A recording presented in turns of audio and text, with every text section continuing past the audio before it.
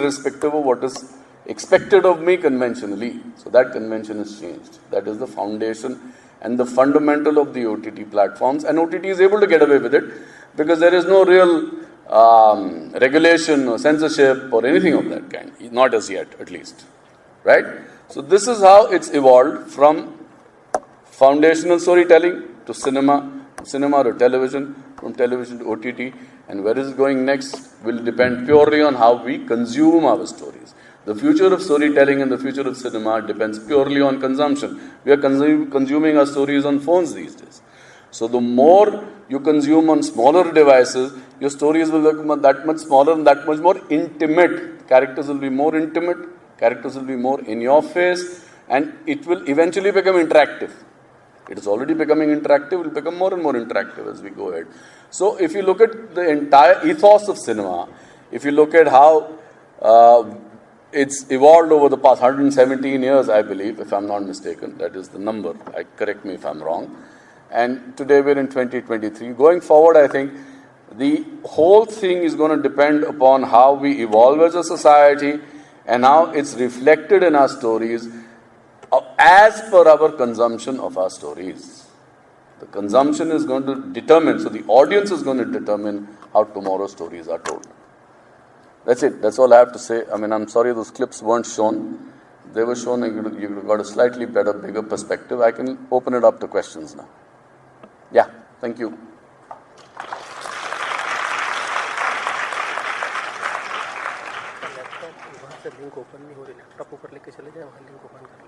कोई नहीं हो गया अभी आपके क्वेश्चंस होंगे तो नीचे माइक है, जो भी पूछना चाहें आप पूछ सकते हैं. हाँ, यहाँ देना. तन्मय इधर.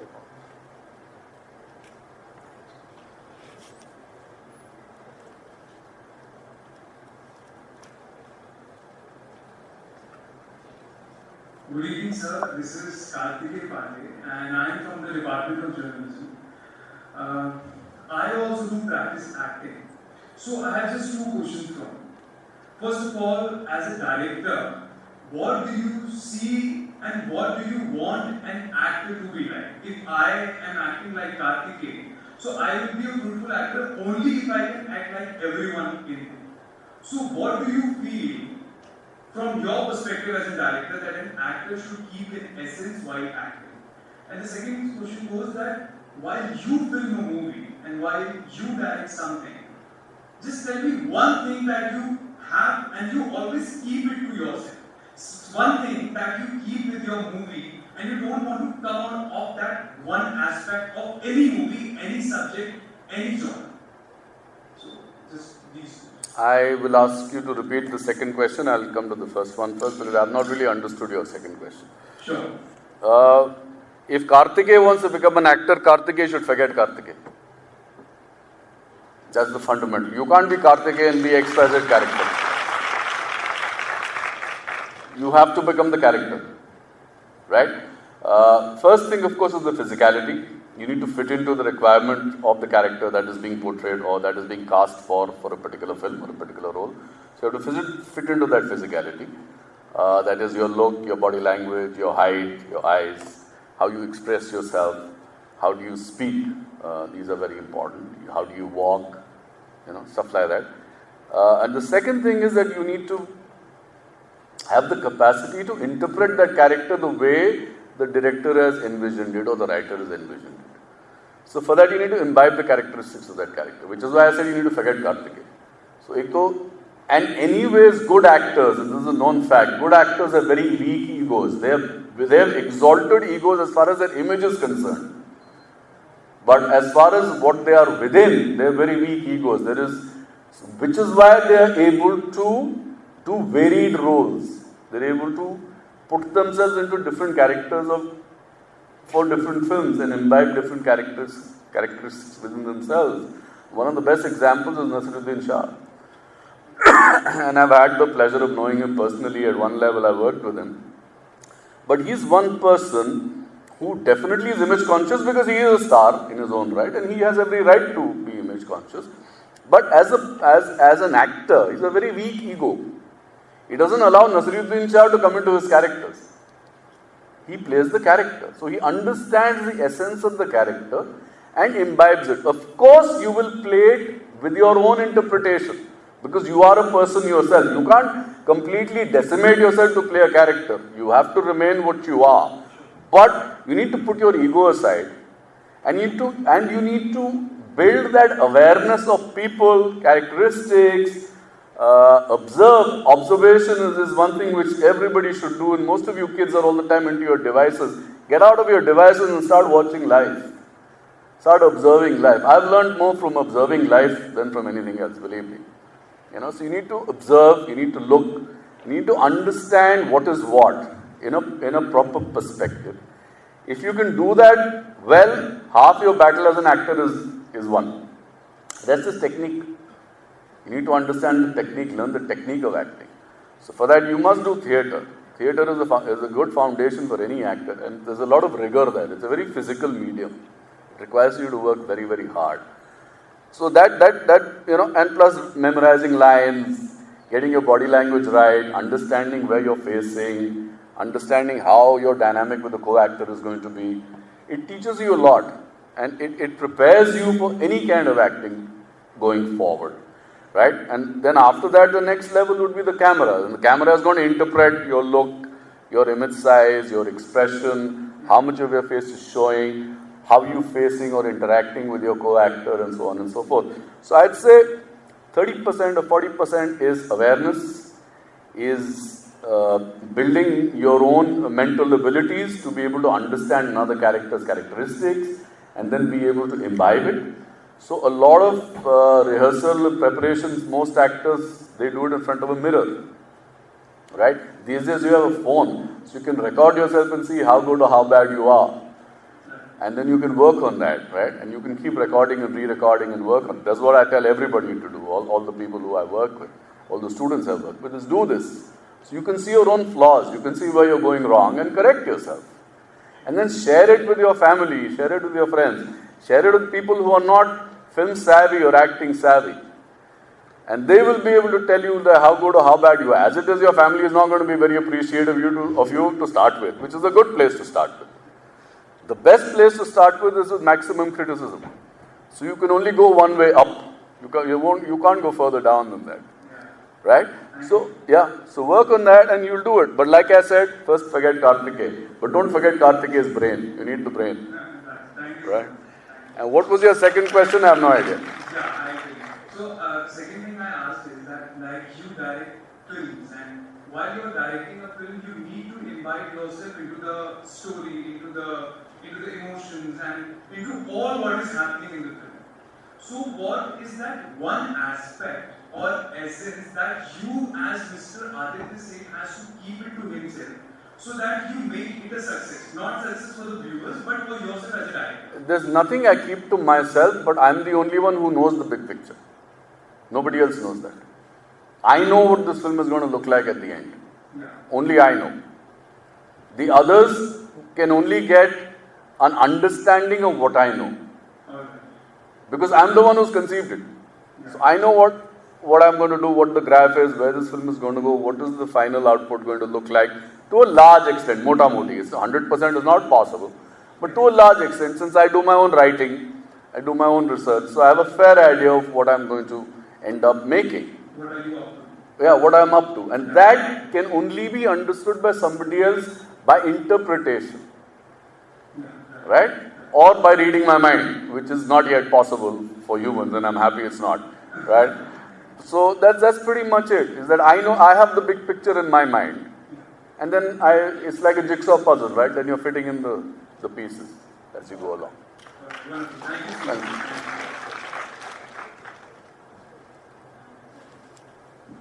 Hello sir, I'm Shreya Chabne.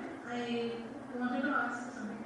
Like, I have been studying film studies since my bachelor's days, and there was these transitions that we came across, and you were mentioning that in your speech as well. So there is the traditional one, Raja Harishchandra, and the religious part of our Indian cinema. And there was a middle road, or what you call the parallel cinema, Ankur, Garam Kebab, and all those films. And then there was the attempts to transition to the modern cinema, and now we can also call it the ultra modern, that is the OTT. So I was just curious and wanted to ask, what would you describe as your favorite transition? I was very curious about that. And I'm sure as a filmmaker you have favorites in everything, but what would you describe as the one that is like the most important or the most favorite of yours? Look, I am a very eclectic kind of a person, so I have very, very, very varied tastes. All right, I may criticize Salman Khan, but I still would watch a movie of his. Right, just to ease off, maybe just have some fun. My favorite hero used to be Amitabh Bachchan growing up. Right, I have not seen anyone who was a patch on him even today.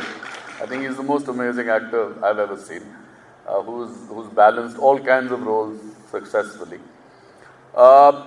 If you ask me about trends, then I think yes, OTT is probably the best thing that's happened to us, because we finally got real about our own lives.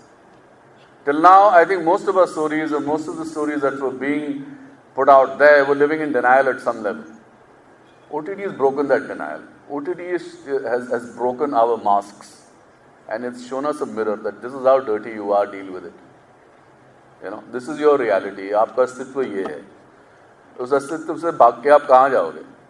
कब तक भागोगे? अच्छा है, बुरा है, जो भी है, नंगा है, गंदा है, कपड़े पहने हुए, नहीं पहने हुए, जो भी कुछ है, ये आप हो. क्योंकि हर कहानी हमारे इर्द गिर्द से ही आती है. ऊपर से कोई भगवान नहीं फेंकता हमारे ऊपर. हमारे इर्द गिर्द से कहानी आती है. हम जो देखते हैं उसी को दर्शाते हैं, उसी को रिफ्लेक्ट करते हैं. तो ओटीटी ने सारे पर्दे खोल दिए, पर्दे खोल दी. अभी और पर्दे खुलेंगे, ये शुरुआत. तो मेरे को लगता है बहुत अच्छी बात है, because then we will, of course it is also going to lead to problems. It is also going to lead to a lot of deviance, which is already happening.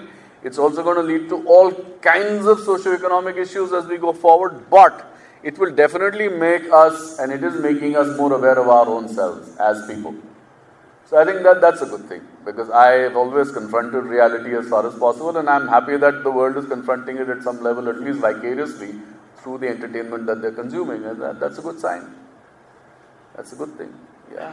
All chaos will lead to order eventually, inshallah. Yeah, that's it. First thing, any kind of filmmaking, any kind of writing, any kind of creative pursuit, be observant.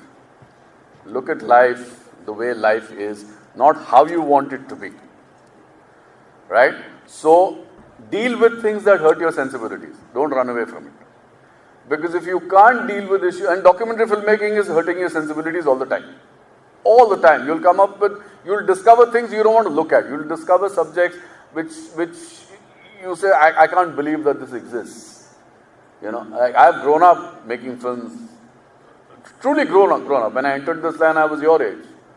Right? I was 20, 21. That was my first initial exposure to filmmaking.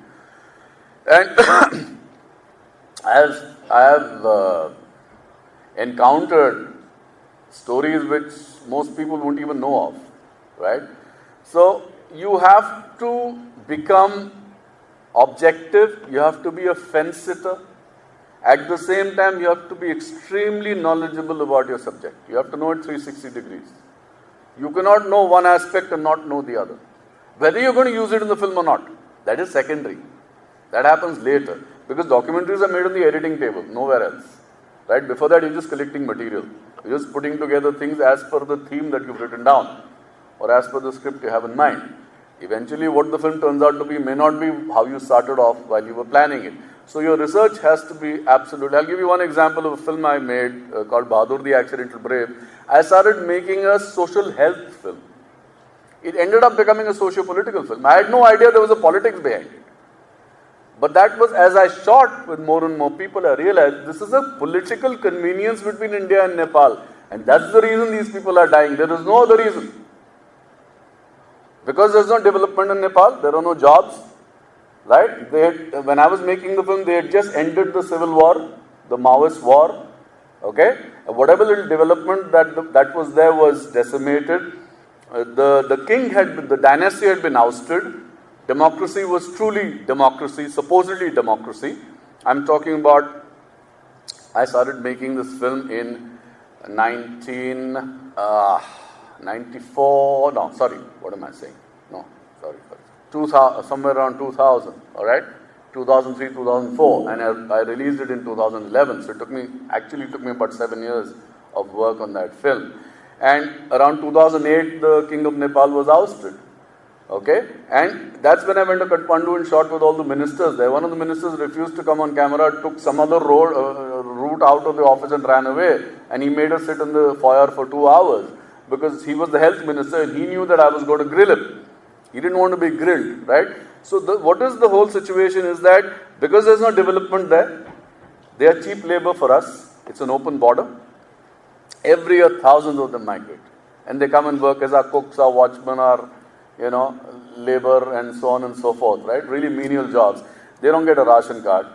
They don't get minimum wage. They have no rights. They can't vote. But they have nothing back home. So it's convenient. It's a win-win status quo for both the countries. They can't give them employment, so they come here. We couldn't care less, so they survive. And we get cheap labor.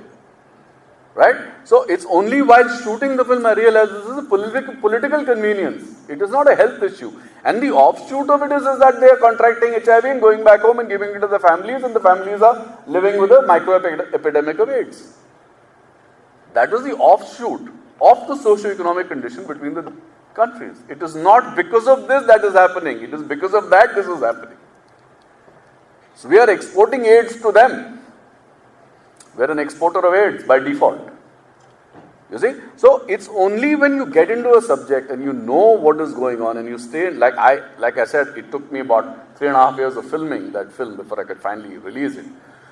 But since I was in touch with the whole scenario, I was interacting constantly with the people and I kept reading and whatever, right?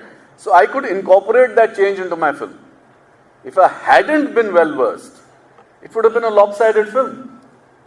It wouldn't have incorporated this element into the film. So research and keeping in touch with your subject, knowing what is going on, reading. I still go to a library and read a book. I don't do a Google search when I start a new film. Right? I don't know how many of you have even seen a face of a library. I have no idea if you've ever seen a library. Right?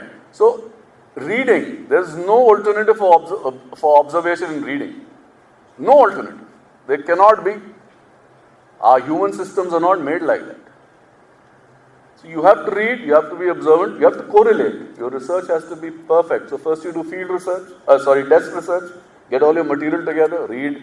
So there's articles, there's newspapers, there's books, scholarly articles, speak to experts around the subject. Then go into the field and see whether what you've read, you can correlate it to the field or not. So you do a reconnaissance, you do a recce, and see whether it works or not. And then you make your plans. You make a plan A, a plan B, a plan C. Why do you make a plan A, a plan B, a plan C?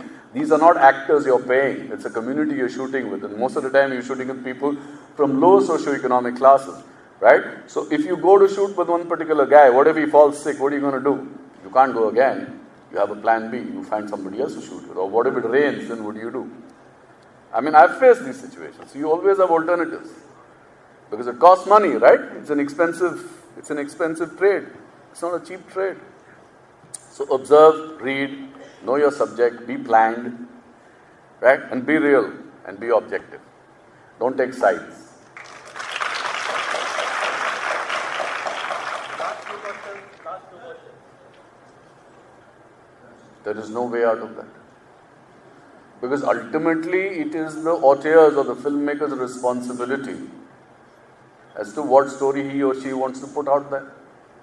अगर आप एक तरह का विचार, एक तरह की सोच रखते हैं और आप उस सोच और उस विचार पर फिल्म बनाएंगे, तो जाहिर सी बात है कि आपका उसमें व्यक्तित्व जो है वो दर्शेगा ही दर्शेगा, आएगा ही आएगा. जाहिर सी बात है. अगर आप विचार को लेकर फिल्म बनाएंगे तो आप जो इंडिविजुअली हैं वो तो फिल्म में दिखेगा ही दिखेगा. उससे आप कहाँ दूर जाएंगे भाग के. तो इसका कोई तोड़ नहीं है, कोई विकल्प नहीं है, कोई पॉसिबिलिटी नहीं है. और हर फिल्म में फिल्म मेकर कहीं ना कहीं मौजूद होता है, क्योंकि खपत तो उसकी है ना, सोच तो उसी की है, किसी और की सोच तो है नहीं. उसी का दिमाग है, उसी का एक्सपीरियंस है, प्रेजुडिस है, अपब्रिंगिंग है, रवैया है, पॉइंट ऑफ व्यू है, एक्सपीरियंस है, सब कुछ है. तो उसको आप कैसे अलहदा कर देंगे just because you making a film इंसान से? तो इंसान है ही, उसको कैसे आप कर सकते हैं? अब वो उस फिल्म मेकर के ऊपर है कि आप ऑब्जेक्टिव रहना चाहते हैं कि सब्जेक्टिव रहना चाहते हैं कि वन साइडेड रहना चाहते हैं कि डाइवर्स पॉइंट्स ऑफ व्यूज को इंक्लूड करना चाहते हैं कि नहीं। वो that is up to the film maker and his choice, उसमें कोई कुछ नहीं कर सकता। तो ये आपके ऊपर है, आप कितना ऑब्जेक्टिव हैं और कितना ऑब्जेक्टिव रहना चाहते हैं। नहीं रहना चाहते हैं तो आप वन साइडेड फिल्म बनाइए, उसमें इट्स अ फ्री कंट्री, आपको जो करना है करिए, कौन रोक सकता है आपको?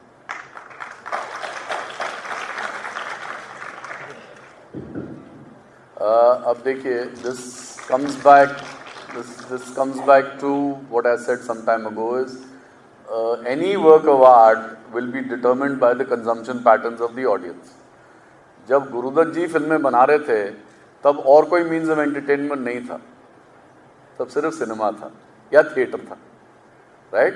उसमें कोई कंपटीशन नहीं था, राइट? कोई टीवी नहीं था, कोई ओटीटी नहीं था, कोई और चीज़ नहीं थी जो आप पर इंफॉर्मेशन ओवरलोड कर रही थी या आपको दूसरे टाइप का एंटरटेनमेंट कोई ऑल्टरनेटिव था, नहीं था, सिर्फ सिनेमा था। तो अगर उस ज़माने में कोई फिल्म चली या नहीं चली, उसका पूरा का पूरा दायित्व जो है मैं ऑडियंस को दूंगा, मैं किसी क्रिटिक को नहीं दूंगा, क्योंकि तब ऑडियंस के पास कोई विकल्प नहीं था, ऑडियंस के पास कोई ऑल्टरनेटिव नहीं था। तो जो उनको लगा पोस्टर देख के या उसके गाने सुन के या जो भी थोड़ी बहुत पब्लिसिटी हुई होगी उस जमाने में, उसको देखकर ऑडियंस में वो जिज्ञासा नहीं आई कि वो फिल्म देखना चाहें, नहीं गए फिल्म देखने। तो अगर आप आज के परिप्रेक्ष्य में देखें तो आज तो आप लोग तो हर चीज रेटिंग पे करते हैं, आप खाना भी रेटिंग देख के मंगवाते हैं, राइट? तो जोमेटो क्या बोलता है या स्विगी क्या बोलता है, आप वो देख के मंगवाते हैं खाना। आप हर चीज पॉइंट्स और स्टार्स पे चलते हैं। तो इन्फ्लुएंसर्स और ब्लॉगर्स और क्रिटिक्स और ये सब तो आपके लिए बहुत महत्वपूर्ण है, आप लोगों के लिए, क्योंकि आपके पास चॉइसेस इतने सारे हैं। जब इतने सारे चॉइसेस होते हैं तो उसमें से एक को जीरो इन करना बहुत मुश्किल हो जाता है, बिकॉज यू गेट कंफ्यूज।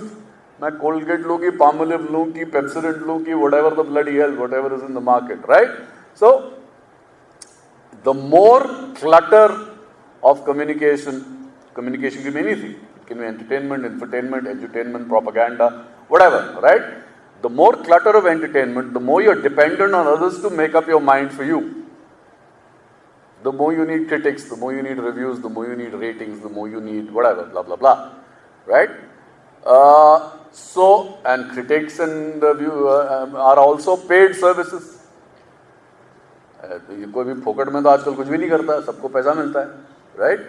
तो वो कितना सही है कितना गलत है। अब जैसे एक खालिद मोहम्मद एक ज़माने में सबसे रिस्पेक्टेड क्रिटिक हुआ करते थे, और खालिद मोहम्मद का फेवरेट एक्टर था शाहरुख खान, और जितनी भी गंदी फिल्म होती थी उसको 4 स्टार देते थे। तो ये भी एक तरह का एक it's a very dangerous kind of criticism. It's a bad film, but he's getting 4 stars and you're going purely by because Khalid was such a respected. He still is one of the most respected reviewers ever in India. So it depends. See, everybody has their favorites, everybody has their likes and dislikes, and not everything is true, right? So critics do play a big role.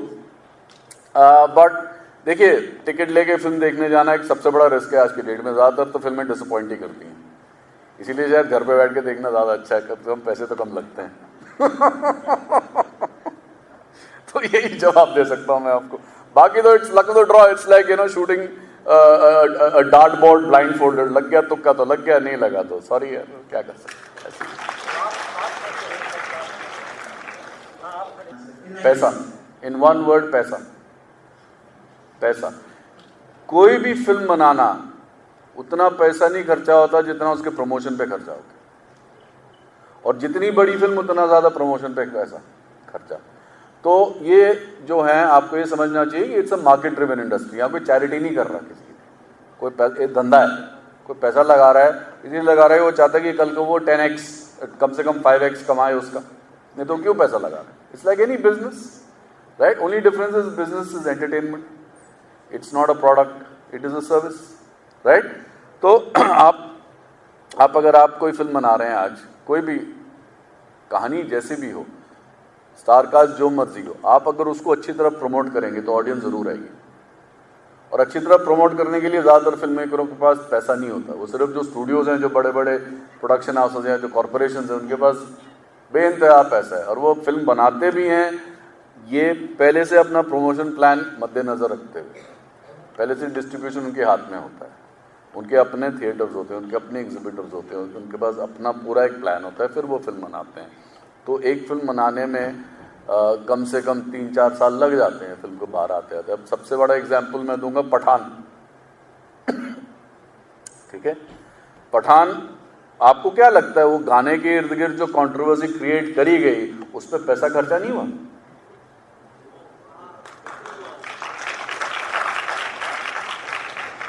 जाहिर सी बात, उस पर सबसे ज्यादा पैसा उस पर खर्चा हुआ, ना कि सेकेंडरी प्रमोशन पे।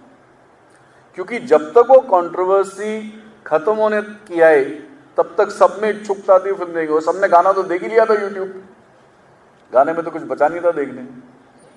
और उस फिल्म ने कितना पैसा कमाया आप भी जानते हैं, मैं भी जानता हूं। और उससे वाहियात फिल्म मैंने देखी नहीं है बहुत टाइम से।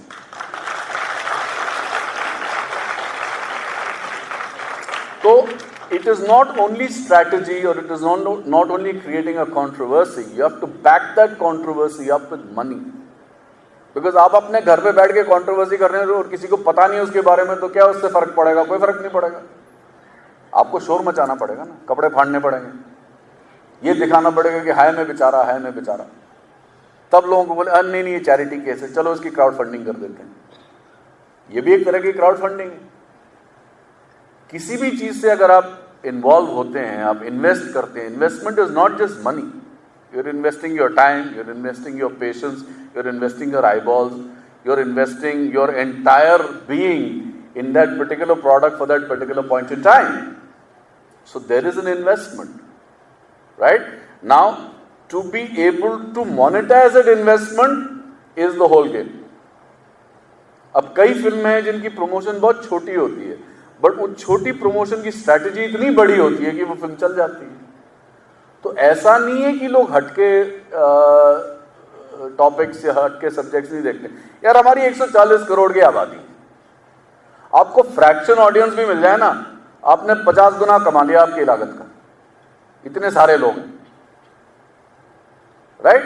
तो it is not as if we have a dearth of paying public or we have a dearth of people wanting different kinds of content. If people didn't want different kinds of content, OTT would have failed. It would never have become the success it has become. So we are thriving and craving for different kinds of content. It is how you promote it. So it's all about money. Finally, it just boils down to money. That's it. Last question है ये, इसके बाद में कोई question नहीं लेंगे, समाप्त करेंगे। लास्ट क्वेश्चन है आपका। Okay. All right. I'll come to the middle part of your question first. How can we write non-linear stories? You don't write a non-linear story, you write a linear story. And then you cut paste. Then you can take the beginning, make it the end, make the end and bring it to the middle and bring the middle to the beginning. So why and how can you do this? If you write a story which is logical from beginning to end, which has a proper beginning, a proper middle and a proper end, then this bottle, right? This bottle is going this way, right? So your story is going this way, turn it around. Does the story backward integrate? Does it work? Does the inverted pyramid work? If the inverted pyramid works, you can pick up anything from anywhere and put it anywhere. It will become a non-linear story. It's no big deal. Anything else in your question which I missed? Sir, recommendations of few non-linear. Yeah, so do a Google and do that for yourself.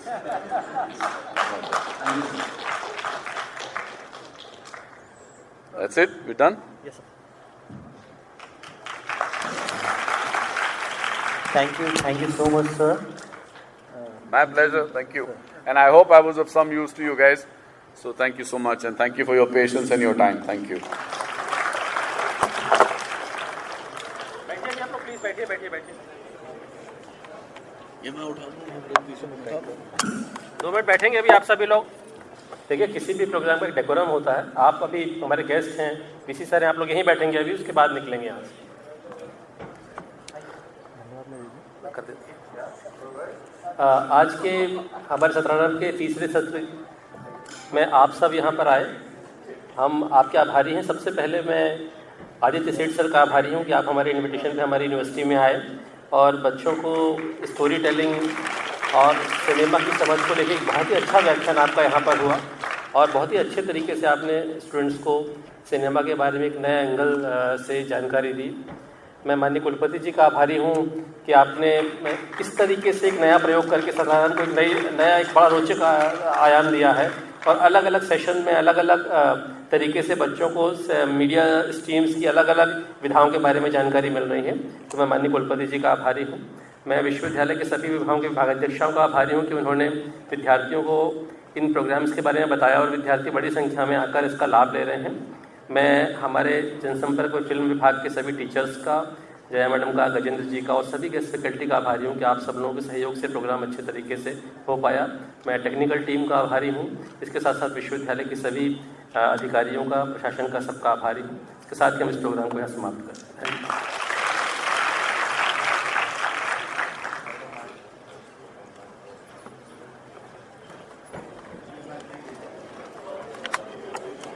Mahesh sign करो, यही करवा लो sign, data में अपन ले लेंगे।